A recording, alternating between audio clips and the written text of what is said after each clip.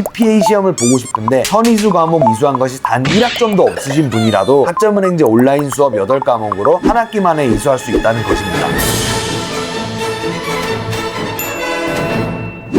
안녕하세요. 알리고 올리고의 곽 과장입니다. 오늘은 2025년 새롭게 개편되는 공인회계사 시험 변경사항을 알아보고 학점은행제 활용법도 같이 알아볼게요. 바로 가시죠. CPA 공식 홈페이지에 게시된 시험 개편 사항인데요. 간단하게 우선 선이수 과목 중 경영학 분야 학점이 줄어들고 정보기술 분야 학점이 3학점 신설되었습니다. 관련해서 정보기술 분야로 인정되는 과목을 검색하는 방법과 이 제도의 유예기간에 대해 뒤에서 설명드릴 테니 끝까지 영상 시청해주세요. 이 외에도 출제 범위를 사전에 알려준다는 부분과 상법 과목이 평가 내용의 변동으로 기업법으로 개편된 점, 재무회계 과목이 재무회계 1과 재무회계 2로 분리되었다는 점도 눈여겨봐야 할 부분입니다. 이 부분은 시험 시간이 늘어나는데 영향을 준 부분이니 이에 따른 각 교시 시험 시간 변동도 뒤에서 세부적으로 짚어드릴게요.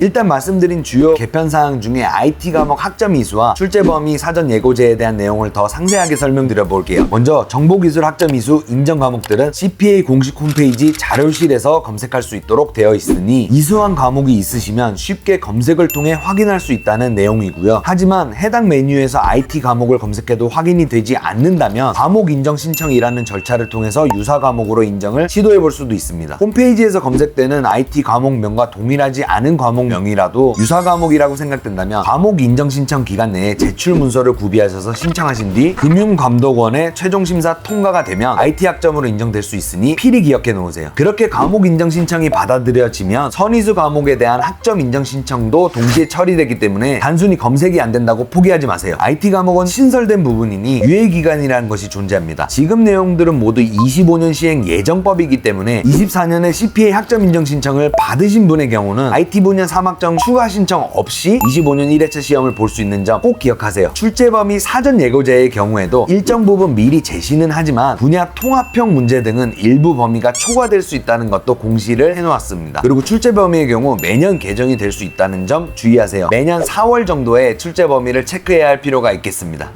다음 부분은 1차 시험 1교시 문항수와 응시 시간이 줄었다는 것입니다. 줄어든 문항수에 비해서 시간은 많이 줄지 않았다는 것이 학생분들에겐 조금이나마 위안이 되는 부분이네요. 그리고 신규로 추가되는 외부 감사에 관한 법률과 공인회계사법 두 법률에 대해선 가급적 해당 법령 중심으로 출제할 예정이라는 점과 모의 문제를 홈페이지에 공지함으로써 어떤 형식으로 나올지에 대해 이해를 돕도록 했다고 공지하고 있습니다. 문제 유형을 제시하는 것이니 필히 체크하셔야겠죠. 다음으로 2차 시험 관련 내용입니다. 재무회계를 재무회계 1과 재무회계 2로 분리해 진행하고 수험생들의 부담을 덜어주기 위해 시험 시간을 늘려준 부분을 볼 수 있네요. 2차 시험 중 회계감사 과목에서 IT 관련 내용의 출제 비중을 2년간은 일정 비율로 유지하겠다는 내용과 재무회계 과목이 분리됨으로써 생기는 추가 시험 시간 30분 역시 기존 시간표에서 크게 벗어나지 않도록 추가했다는 부분이 특기할 만한 부분입니다. 마지막으로 24년 2차 시험에서 재무회계를 부분 합격한 수험생은 25년도 시험을 재응시할 시 재무회계 1, 재무회계 2 과목이 모두 면제된다는 부분이나 절대평가인 CPA 시험에서 합격자 미달 시 합격자 결정 기준에 대한 내용도 공지를 하면서 마무리가 됩니다. 개편 사항들을 살펴보니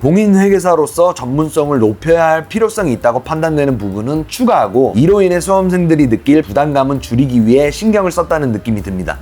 다음은 학점은행제를 통해서 수강할 수 있는 CPA 선이수 과목에는 어떤 것들이 있는지 그리고 수업 방식과 이수 방법에 대해서 알려드릴게요. 지금 보여드리는 과목들은 학점은행제 홈페이지에 공시된 전공 수업들 중 CPA 선이수 과목으로 인정받을 수 있는 과목입니다. 기존 제도의 3개 분야 혹은 신규 제도의 4개 분야 총 24학점 전부를 온라인 수업으로 진행 가능하다는 것도 미리 알려드립니다. 핵심만 말씀드리면 CPA 시험을 보고 싶은데 선이수 과목 이수한 것이 단 1학점도 없으신 분이라도 학점은행제 온라인 수업 8과목으로 한 학기 만에 이수할 수 있다는 것입니다. 좀 더 명확하게는 15주, 약 4개월 남짓으로 말이죠. 온라인 수업 방식이 대학이나 오프라인 방식과 어떻게 차이가 나는지 궁금해하시는 분들도 계시는데요. 온라인 수업으로 진행되는 재무관리 수업의 강의 계획서입니다. 온라인 수업이라고 해도 대학 수업에 준하는 수업이고 교육부 산하 국가평생교육진흥원에서 인가받은 수업입니다. 따라서 중간고사, 기말고사, 과제나 출석 모두 성적으로 반영되고 기존 대학에서 태도로 평가되던 영역이 온라인에선 쪽지 시험 및 참여도라는 항목으로 대체된다고 생각하시면 됩니다. 이 모든 것은 상대평가로 진행되며 시간과 공간의 제약이 없이 수업을 중간에 끊거나 이어서 들을 수 있습니다. 시간 활용에 있어서 가장 큰 장점이죠. 쉽게 표현하면 학생이 강의실을 찾아가는 것이 아니라 학생이 필요할 때 강의실을 가져올 수 있다는 것입니다. 그리고 상대평가라지만 난이도가 평이한 수업들이 많아서 시험 준비와 선의수 과목 충족, 두 마리 토끼 모두 잡을 수 있다는 점이 온라인 수업의 강점입니다.